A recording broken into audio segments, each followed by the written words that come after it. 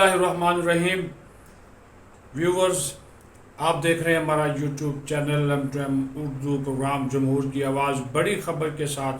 Breaking news के साथ जो है वो आपकी खिदमत में हाजिर हैं, क्योंकि तहरीक इंसाफ के जो सरबराह हैं इमरान खान, उनको तोशा खाना केस में गिरफ्तार कर लिया गया है। बाज़ाब्ता तौर पर उनकी गिरफ्तारी हो गई है, जेल मुंतकिल कर दिया गया है, क्योंकि आज जो डिस्ट्रिक्ट एंड सेशन जज थे हुमायूं दिलावर, उन्होंने 3 साल कैद की सज़ा जो है वो इमरान खान को सुना दी थी, और इस कैद की सज़ा के साथ ही उन्हें 1 लाख रुपया जुर्माना भी किया गया, और वो अब 5 साल के लिए किसी भी अवामी ओहदे के लिए भी नाअहल हो गए हैं। बड़ा केस था, बड़ा उसका फैसला सामने आ गया है। 3 से 4 माह इस केस को समाप्त होते हुए इस केस की समाप्त हुई, और इलेक्शन कमीशन इसमें फरीक था, मुद्दई था, क्योंकि जो इलेक्शन कमीशन के पास तोशाखाना केस के हवाले से जब केस आया था, इन्वेस्टिगेशन आई थी, रेफरेंस आया था,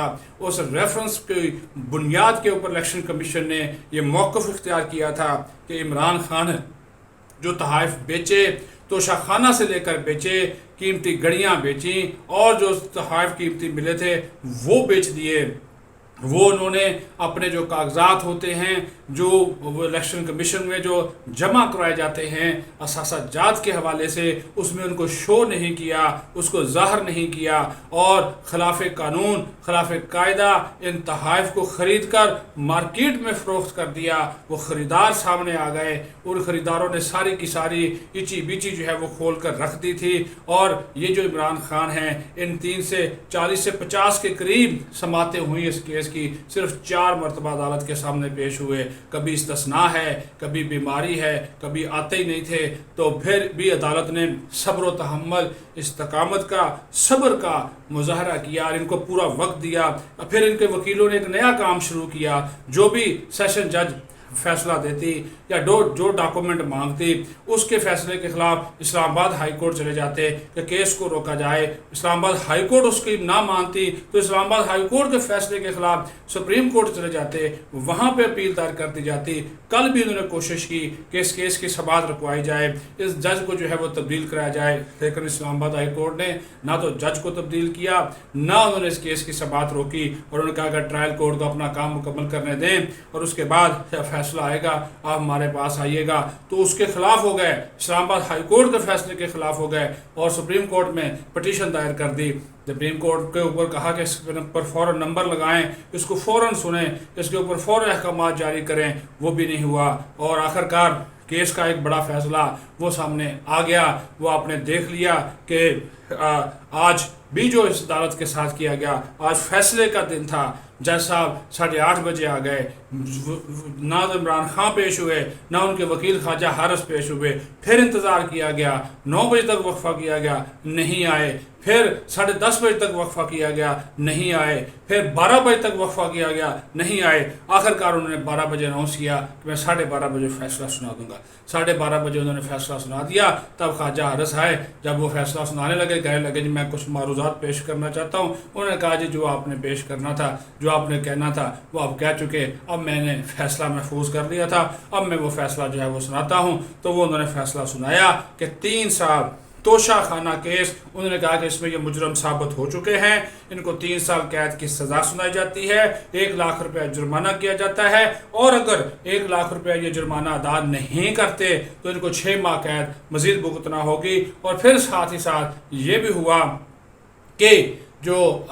5 साल के लिए किसी भी अवामी ओहदे के लिए नाअहल हो गए हैं, कागजात नामजदगी जमा नहीं करा सकते, इलेक्शन अब नहीं लड़ सकते। हाँ, कोर्ट के दरवाजे फिर खुले हैं, इस्लामाबाद हाई कोर्ट जाएं, सुप्रीम कोर्ट जाएं, और उसके बाद जो है इन्होंने इनको फैसले को अदालत में चैलेंज करने का ऐलान भी इन्होंने तहरीक इंसाफ वालों ने कर दिया है कि इसको हमारा अदालतों में चैलेंज करेंगे। और फिर इनके वारंट गिरफ्तारी जारी किए गए। वारंट गिरफ्तारी जारी होते ही पुलिस हरकत में आई। इस्लामाबाद पुलिस ने लाहौर पुलिस से रब्ता किया, और लाहौर पुलिस ने इमरान खान को ज़मान पार्क से गिरफ्तार करके मुंतकिल कोर्ट लखपत मुंतकिल किया है, और कहा जा रहा है कि उनको हडियाला जेल लाया لایا جائے گا یا پھر وہاں رکھا جائے گا، یہ سیکیورٹی کی بنیاد کے اوپر ہوگا کہ ان کو کہاں رکھا جاتا ہے۔ ظاہر ہے وہ ہائی پروفائل شخصیت ہیں، تو اس وجہ سے اس کے حوالے سے ان کی سیکیورٹی کو بھی سامنے رکھا جائے گا اور اسی طرح اس کی مد نظر رکھ کر اس کا فیصلہ جو کیا جائے گا۔ اب ان کی ضمانت ہوتی ہے یا آگے کیس چلتا ہے، یہ ایک الگ کہانی ہے، لیکن سزا جو ہے وہ سنا دی گئی ہے۔ اب وہ اپیلیں دائر کریں گے،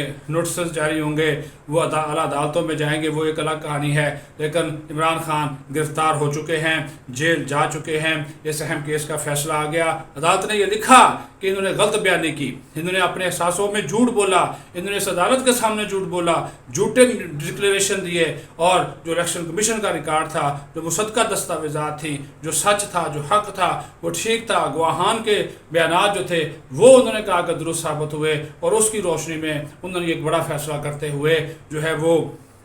ان کو گرفتار کرنے کا ہر 3 سال کی قید کا حکم دیا۔ آپ نے دیکھا کہیں بھی نہیں کوئی پورا ملک پرامن ہے، کوئی احتجاج نہیں ہے، کوئی اس کے لیے باہر نہیں نکلا، کیونکہ سب کو پتا ہے کہ چور کی چوری جو ہے وہ ثابت ہو چکی ہے،